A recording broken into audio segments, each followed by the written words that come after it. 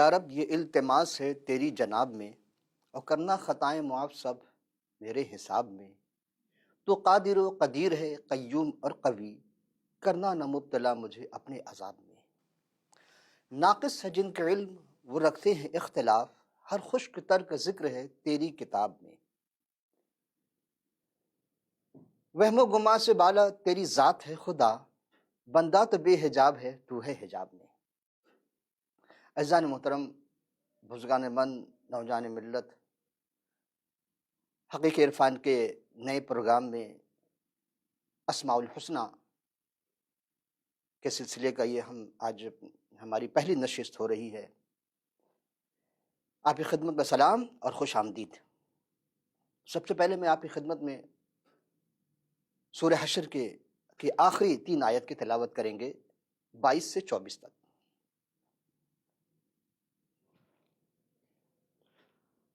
هو اللہ الذی لا الہ الا هو عالم الغیب والشہادۃ هو الرحمن الرحیم۔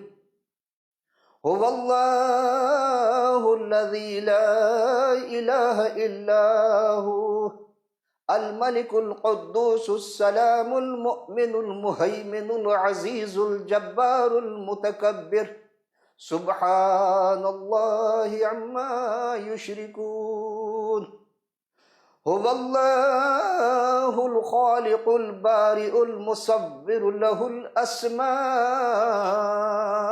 الحسنى یسبح له ما فی السماوات والارض وهو العزیز الحکیم۔ صدق اللہ العلی العظیم۔ عزیزم، اسماء الحسنہ کے متعلق ہم آپ کی خدمت میں جو چیز پیش کرنے جا رہے ہیں آج، اس کا تعارف ہوگا مظہر صفات خداوندی، یعنی خدا کی صفات کا مظہر۔ اور اس سلسلے میں میں اپنے گفتگو کا آغاز حضرت شمس الدین محمد بن ملک تبریزی، جنہیں عام زبان میں شمس تبریز کہا جاتا ہے، ان کا ایک مصرع ہے کہ این کفر نہ باشد سخنی کفر نہ ای است، این کفر نہ باشد سخنی کفر نہ ای است، یعنی یہ باتیں کفر کی نہیں ہوتی، بلکہ ایسی گفتگو جو کی جائے وہ کفر ہو ہی نہیں سکتی ہے۔ عزیزم، آج ہم جو تعارف کرنے جا رہے ہیں آپ کی خدمت میں کہ خداوند متعال کے نام سے آغاز، تمام تعریف اس رب العالمین کے لیے جو ہمیشہ سے اور ہمیشہ رہے گا، وہی بالتفریق، بلا تفریق سب کو فائدہ پہنچا رہا ہے، وہی جو الفا بھی ہے اور اومیگا بھی، وہی جو اول بھی ہے آخر بھی، وہی جو وحدت الوجود بھی ہے اور وحدت الشعود بھی، وہی جو لامکاں بھی ہے اور لازمہ بھی، وہی جو کائنات کا نور ہے، وہی خالق بھی ہے اور وہی مالک بھی، وہی جو موجود بھی ہے اور موجود بھی، وہی جو لم یلد بھی ہے اور ولم یولد بھی۔ عزیزم، ہم بڑی توجہ سے کہ طالب ہیں آپ کی اس نئے پروگرام میں خوش آمدید کے ساتھ، اور امید ہے کہ آپ ہمارے ساتھ اپنی ذہنی سطح کو بلند کرتے ہوئے چلتے رہیں گے۔ عربی زبان کا ایک معقولہ ہے، من عرف نفسہ فقط رب ربہ، جس نے اپنے نفس کو پہچانا اس نے اپنے رب کو پہچانا۔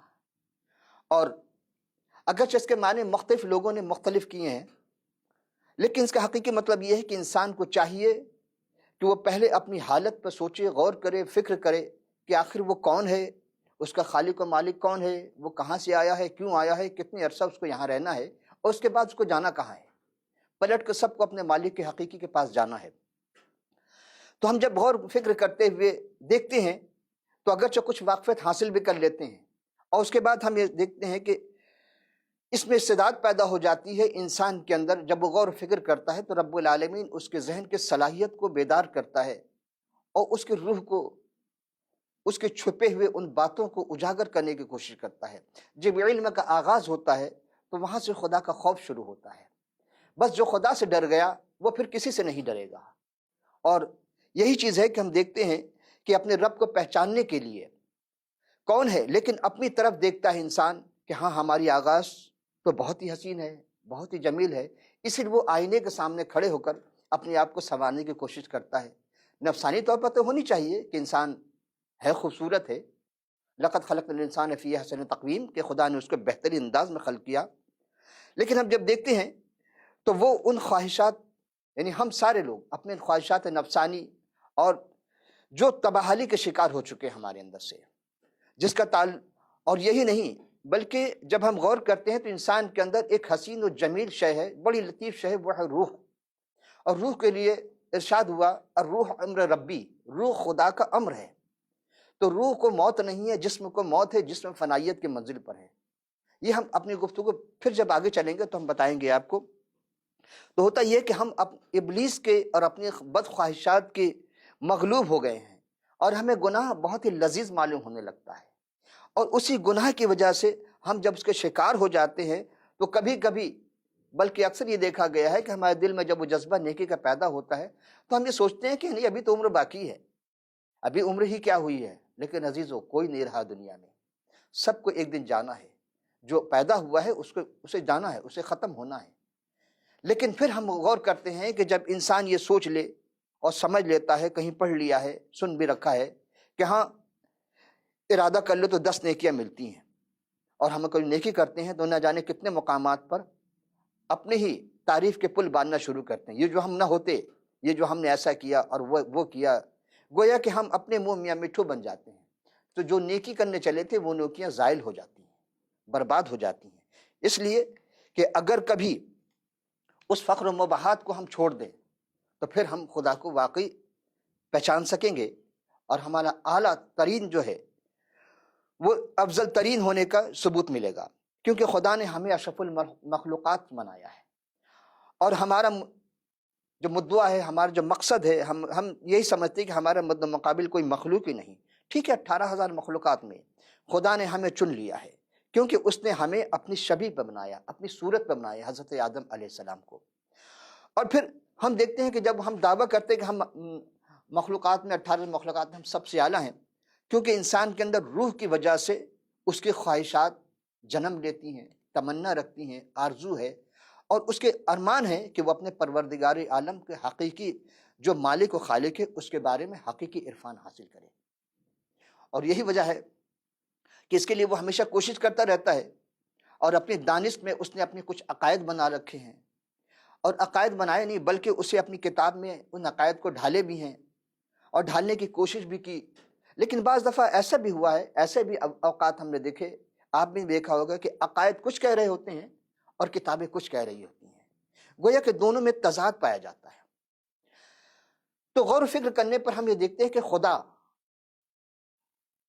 کی جانب سے جو انسان کی چیز عطا کی گئی ہے وہ ہے عقل، یعنی سب سے قیمتی ترین نعمت ہے عقل۔ تو عقل کیا حیوانوں میں نہیں ہے؟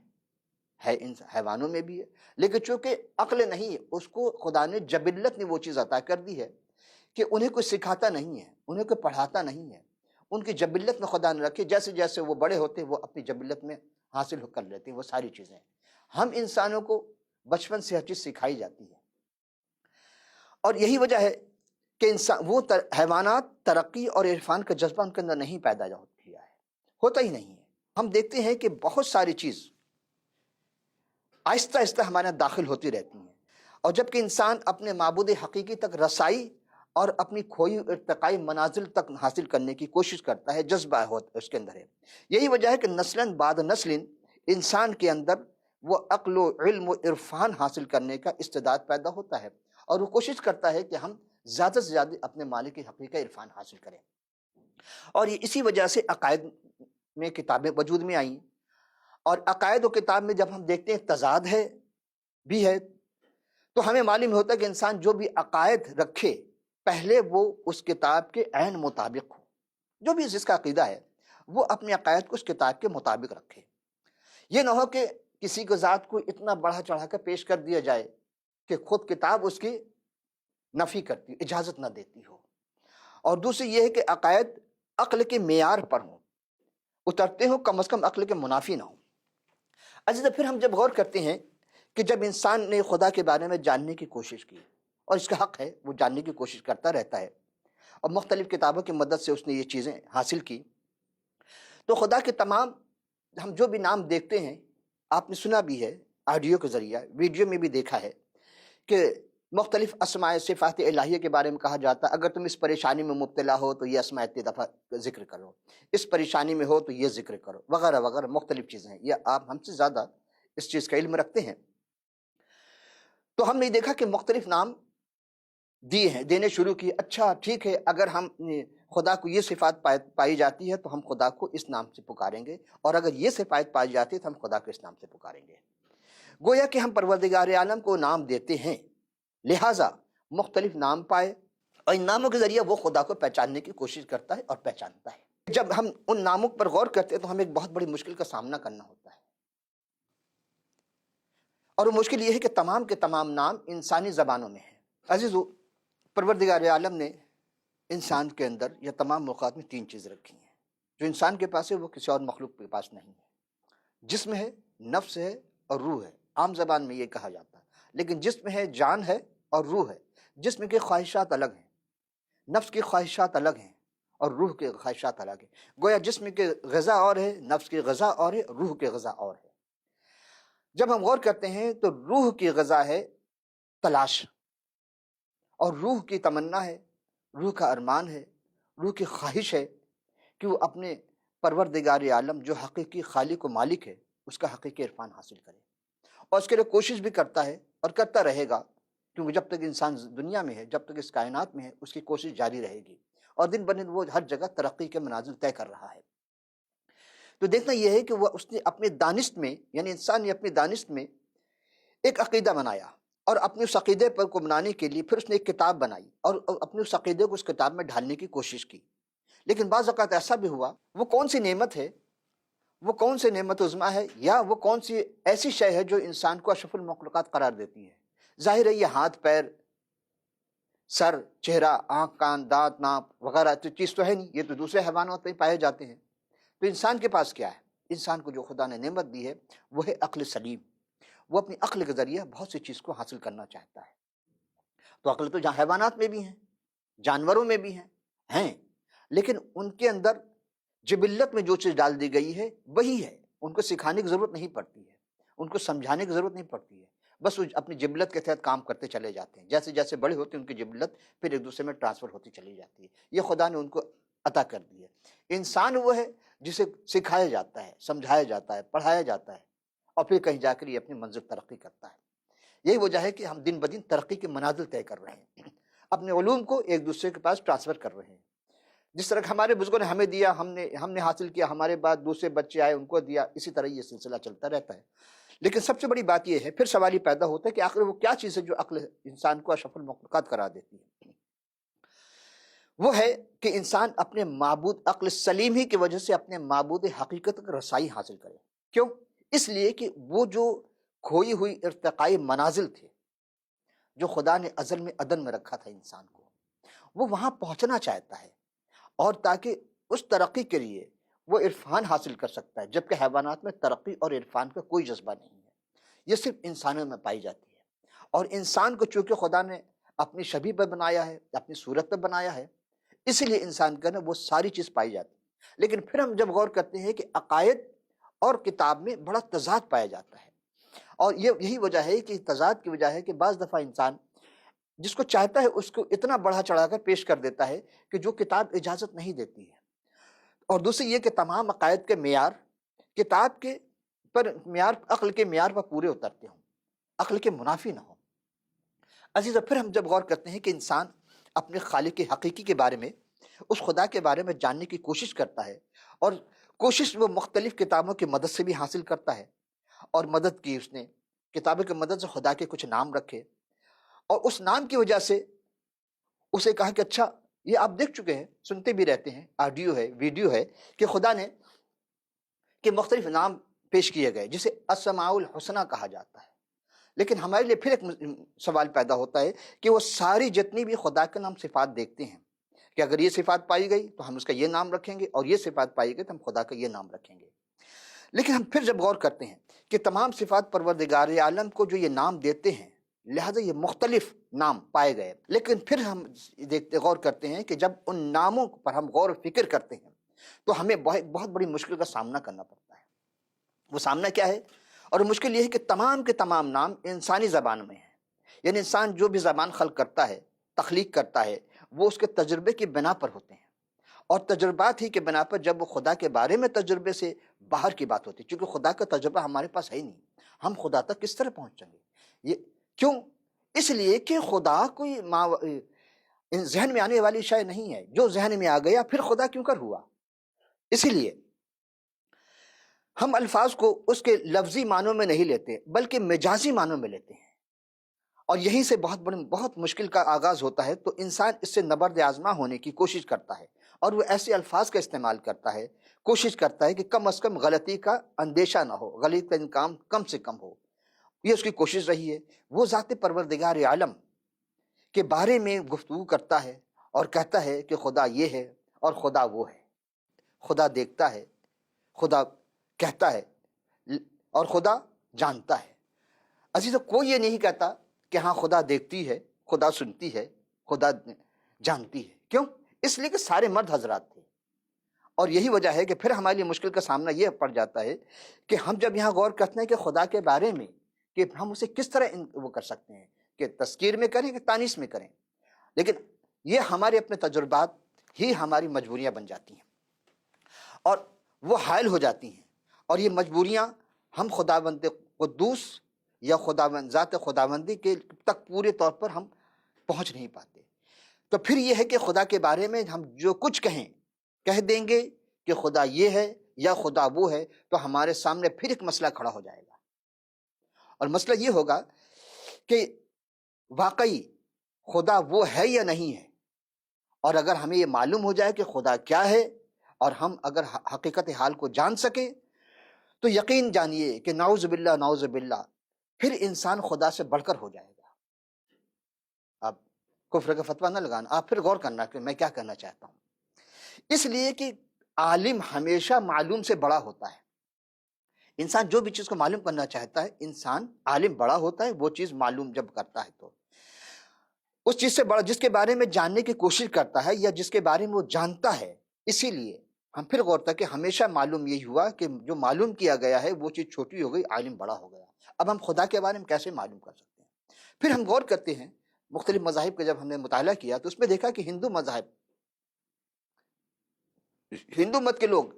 مت کے لوگ جب آگے بڑھے، انہیں بہت غور و غوص کے بعد ان کے جو ودیانتا فلاسفر ہیں، فلسفی والوں نے مجبوراً ان کو یہ کہنا پڑا کہ ہم پروردگار عالم کو محدود کر دیا ہے۔ کیا کہنا پڑا ان کو کہ وہ جب تھک ہار گئے تو انہیں کہا نیتی نہ وہ یہ ہے نہ وہ ہے، کیونکہ ہم خدا کو کسی دائرے میں محیط نہیں کر سکتے، بند نہیں کر سکتے، وہ لامحدود ہے، لامتناہی ہے۔ انسان تو محدود ہو سکتا ہے، ہر شے محدود ہے، لیکن خدا کو ہم محدود نہیں کر سکتے۔ انسان کیا ہے؟ محدود ہے، تو جو محدود ہو وہ لامحدود کا احاطہ کیسے کر سکتا ہے؟ وہ خدا کو نہیں حاصل کر سکتا، وہ خدا تک نہیں پہنچ سکتا ہے، پھر کیسے پہنچے گا؟ اب ہم پھر غور کرتے ہیں کہ خدا کے کتنے اسماء ہیں؟ کہا گیا عموماً 99۔ اب خدا کے اسماء اگر 99 ہوں، 99,000 ہوں، 99 لاکھ ہوں، 99 کروڑ ہو جائیں، تو کیا ہم خدا تک رسائی حاصل کر لیں گے؟ عزیزو، پھر بھی نہیں کر سکتے، اس لیے کہ ہم ان نام تک محدود ہو کر رہ جائیں گے، ہم اس تک رسائی حاصل کر ہی نہیں سکتے۔ یہی وجہ ہے، کیوں؟ اس لیے کہ وہ انسان کے احاطہ سے باہر ہے، اور ایسی صورت میں انسان کرے تو کیا کرے؟ ایک طرف وہ جاننا چاہتا ہے تو دوسری طرف یہ پابندی اس پر عائد ہے۔ ان مشکلات کا سامنا کیا جائے کہ جائے تو کدھر جائے، مفر ہے نہیں کسی سمت میں۔ لیکن پھر تیسری بات آتی ہے، کچھ سمجھ میں آتی ہے، اور وہ یہ ہے کہ کوئی ایسی ذات ہمارے سامنے ہو، کوئی ایسی ذات خداوندی کی صفات کا عکس ہمارے سامنے ہو، تاکہ ہم جب اس ذات کو دیکھیں، اس شخصیت کو دیکھیں، تو ہمیں خدا کی صفات اس کے اندر جھلکتی ہوں، نظر آتی ہوں، اور وہ ایسی صفات ہمارے سامنے جب ہی ہو سکتی ہیں کہ خدا تعالیٰ کی وہ صفات پائی جاتی ہیں، وہ ذات جو دیکھنے کے بعد ہم یہ کہہ سکتے ہیں، آپ یہ کہہ سکتے ہیں کہ ہاں یہ صفت پائی جاتی ہے یا پھر نہیں پائی جاتی۔ دو ہی بات ہوں گی، اگر اس ذات کو دیکھنے کے بعد، اس شخص کو دیکھنے کے بعد ہم یہی کہہ سکتے ہیں کہ خدا کی صفت پائی جاتی ہے یا نہیں پائی جاتی، پھر یہاں ایک مشکل کا سامنا ہے، وہ یہ ہے وہ مشکل یہ ہے کہ اب ہم جو بھی چیز دیکھیں گے کہ خدا کو جاننے کا ایک معیار ہمیں بنانا ہوگا، ایک معیار اس ذات کو ٹھہرانا ہوگا کہ وہ ذات ٹھہرے گی۔ پھر توجہ کا طالب کہ جب ہم خود خدا کو نہیں ٹھہرا سکتے، یعنی خود خدا تک ہماری رسائی نہیں، تو اب وہ ذات جو ہے ہمارے سامنے وہ ذات ہوگی۔ لیکن کیوں؟ کہ وجہ یہ ہے کہ خود خدا کے بارے میں ہم جان نہیں پا سکتے، ہماری عقل وہاں تک نہیں پہنچ سکتی۔ لیکن ہم جب غور کرتے ہیں 7واں پارہ قرآن شریف کا، سورہ انعام 6 سورہ ہے اور اس کی آیت نمبر ہے 103، لا تدرک الابصار وہو یدرک الابصار وہو اللطیف الخبیر۔ اسی لیے ہم جب پھر غور کرتے ہیں کہ ہمارے سامنے کوئی ایک معیار ہونی چاہیے، کوئی ایک ایسی چیز ہو، ہمارے سامنے ایک ایسا آئینہ ہو تاکہ ہم دیکھ کر کے معلوم کر سکیں یہ صفات پائی جاتی ہیں اور یہ صفات نہیں پائی جاتی۔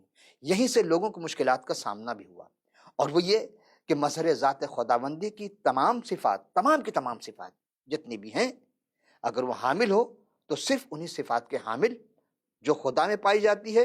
تو سیدھی سی بات ہے کہ وہ جیسے ہم خدا کے بارے میں کاملتاً نہیں جان سکتے، تو اس ذات کے بارے میں کاملتاً ہم فیصلہ نہیں جان سکیں گے۔ پھر نتیجہ کیا نکلے گا؟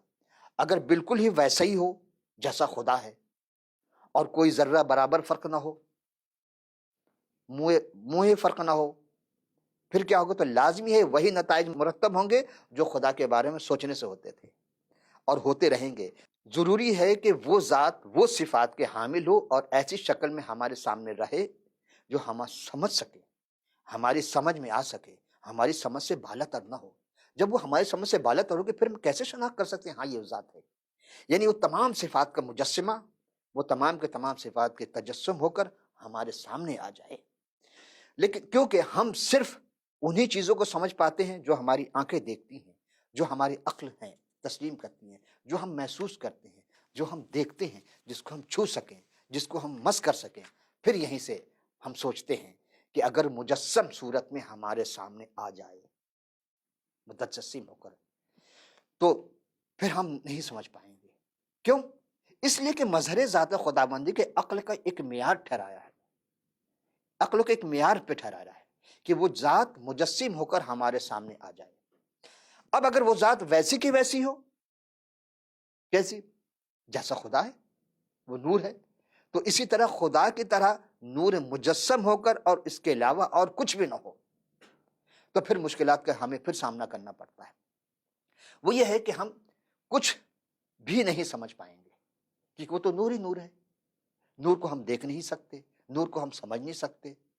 تو ہماری انسانی تجربات جو ہم نے حاصل کی ہیں صرف وہی بات بتاتی ہے جو انسان کے تجربات میں آتے ہیں، جو انسان تجربہ کرتا ہے وہی چیز۔ اس کے لیے یہ سمجھے کہ ہم تھوڑی دیر ایک مثال دینا چاہتے ہیں۔ ایک کیمسٹری کا اسٹوڈنٹ ہے، لیبورٹری میں سب جاتے ہیں اسٹوڈنٹ جو بھی سائنس پڑھتے ہیں، جو بھی پریکٹیکل کرتے ہیں۔ اب استاد نے ان کو پڑھا دیا جی کلورین اور سوڈیم یہ دو چیز کو ملاؤ، کیا بنے گا؟ نمک۔ ایک میرے جیسا ہوگا اگر کم علم والا تو کیا کرے گا؟ وہ دیکھا کہ سی سے کاربن لکھا ہوا ہے، وہ پڑھا نہیں، سی پڑھ لیا اس نے کیا کہ سوڈیم اور کاربن کو ملا دیا، وہ مطلوبہ چیز نہیں آئی۔ اسی لیے ہر اسٹوڈنٹ کو پریکٹیکل کروایا جاتا ہے تاکہ مطلوبہ جواب اس کو مل سکے۔ اب ہم جب غور کرتے ہیں وہ ذات جو نور ہی نور ہو اگر وہ ہمارے سامنے آئے تو پھر ہمارے وہی مشکلات کا سامنا کہ کس طریقے سے ہم اس ذات کو سمجھ پائیں گے، پھر ہم نہیں سمجھ پاتے۔ پھر کیا کرنا ہوگا کہ پھر ہمیں اس کو سمجھانے کے لیے انسانیت کا سہارا لینا پڑے گا، سمجھانے کے انسانیت کا سہارا۔ اب وہ انسانیت ہے کیا ہوگی؟ یعنی وہ نور بشریت کا لبادہ اوڑھے، بشریت کا روپ ڈھارے، اور اس کے اندر وہ تمام نورانی صفات بھی پائی جاتی ہیں اور تمام بشری صفات بھی پائی جاتی ہیں، گویا کہ دونوں نوری صفات بھی ہوں اور بشری صفات بھی ہوں۔ اس لیے ضروری ہے، کیوں؟ اس لیے کہ اس کے اندر ناسوت، ملکوت، جبروت، لاہوت، یاہوت، جو اہل تصوف ہیں اس چیز کو اچھی طرح جانتے ہیں۔ اہل تصوف سے مراد وہ جو سلاسل ہیں، سلسلہ قادریہ، چشتیہ، نقشبندیہ، سہروردیہ، قلندریہ، اویسیہ، نظامیہ، بہادریہ، جتنے بھی سلسلہ آئے ہیں وہ اس چیز کو جانتے ہیں کہ ناسوت کہاں سے کہاں تک ہے، ملکوت کہاں سے کہاں تک ہے، جبروت کہاں سے کہاں تک ہے۔ یہ جسمانی چیز ان کو پڑھائی جاتی ہے، پھر روح کے بارے میں بتائی جاتی ہے۔ تو جو اہل تصوف ہے وہ میری بات کی تائید کریں گے کہ ہاں واقعی جو میں کہنے جا رہا ہوں عزیزو، یہ بہت ہی گھمبیر مسئلہ ہے۔ اس میں بعض دفعہ لوگ چونک گئے اور بعض دفعہ تو یہاں تک پہنچے کہ انہوں نے کفر کا فتویٰ صادر کر دیا۔ کیوں؟ اس لیے کہ بات اتنی ادق ہے، اتنی عمیق بات ہے، اس ذات کے بارے میں ہے کہ ہر شخص نہیں سمجھ پاتا۔ یہ ہماری پہلی نشست تھی، اگلی نشست کو ہم اسی جگہ سے دوبارہ شروع کریں گے۔